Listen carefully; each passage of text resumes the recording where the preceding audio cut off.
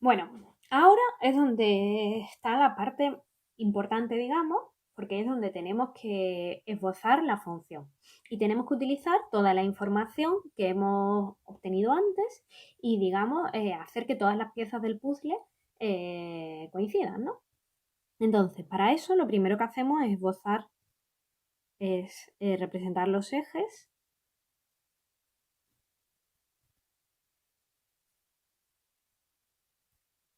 y la información que tenemos sobre nuestra función. A ver, nosotros sabemos que nuestra función tiene una asíntota vertical en x igual a menos 4, luego eso es una de las primeras cosas que hay que colocar.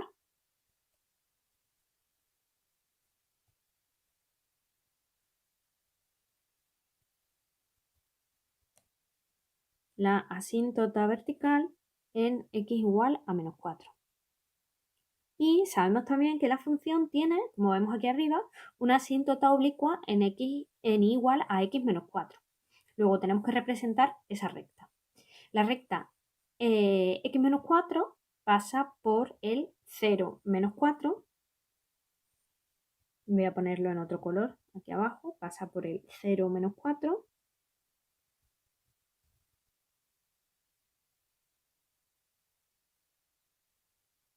Y fijaos que otro punto propio de esta recta es el punto 4, 0.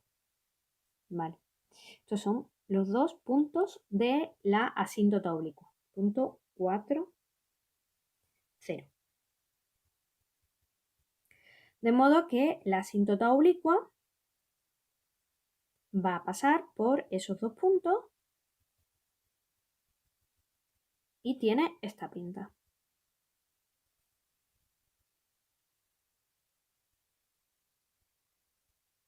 Asíntota oblicua.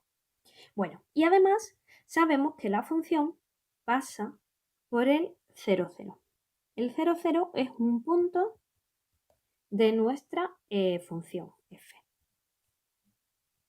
Bueno, una vez que hemos colocado todos los elementos, hemos colocado las asíntotas, hemos colocado los puntos de corte, ahora es el momento, digamos, clave. Y aquí es donde uno tiene que utilizar un poco todas las estrategias que conoce y lo que sabe sobre la función. Yo os recomiendo, por un lado, que le deis valores a la función, a nuestra función, en este caso la expresión analítica, recordad que era x cuadrado partido por x más 4.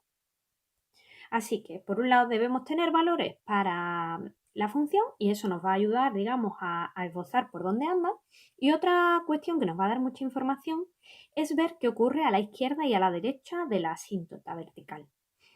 Fijaos que la asíntota vertical implica que la función o va así o va así, porque no la puede tocar. Entonces, si nosotros vemos si a la izquierda de la asíntota vertical, si está en más infinito o en menos infinito, y a la derecha de la asíntota, si está en más infinito o en menos infinito, vamos a tener mucha información sobre la función.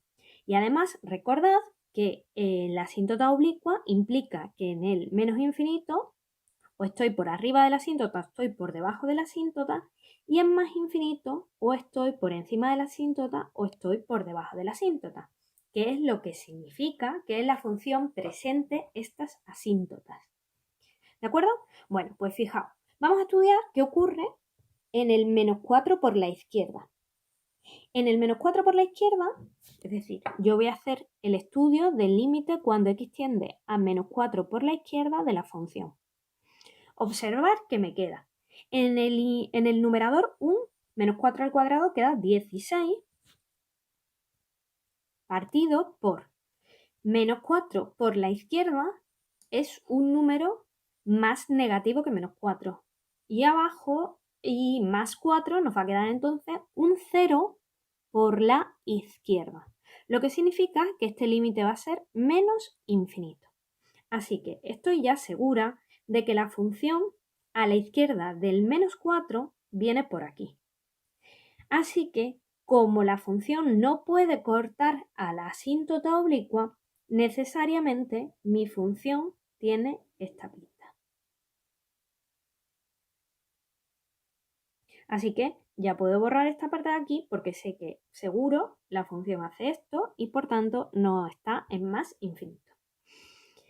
Si estudio ahora el límite cuando x tiende a menos 4 por la derecha de f, observo que me queda 16 partido y ahora, sin embargo, tengo un menos 4 más 4, luego me queda, como es un menos 4 por la derecha, sería como menos 3,999. Luego abajo me queda un 0 por la derecha, así que es más infinito. Luego la función viene seguro por aquí. Luego ya esta parte de aquí, del menos infinito, estoy segura de que por ahí no anda la función. Y fijaos ahora que ya es bastante fácil de intuir lo que va a hacer la función, porque viene del más infinito, corta en 0, 0 y se tiene que ir al infinito sin tocar la asíntota. Luego necesariamente la función va a hacer algo de este tipo.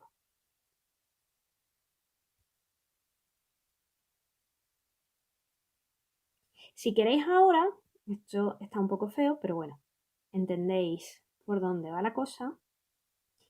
Ahora, si queréis, bueno, está claro, esta parte lo podemos borrar, que por ahí no va la función.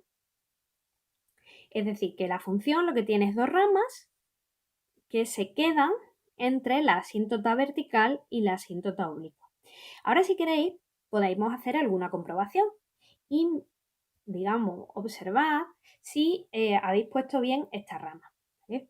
Esta rama quizás la he pintado un poco fea, voy a pintarla de nuevo porque lo que quiero es que veáis que la función tiene un poco de curvatura, ¿eh? O sea que por ahí no es una recta, sino que tiene curvatura.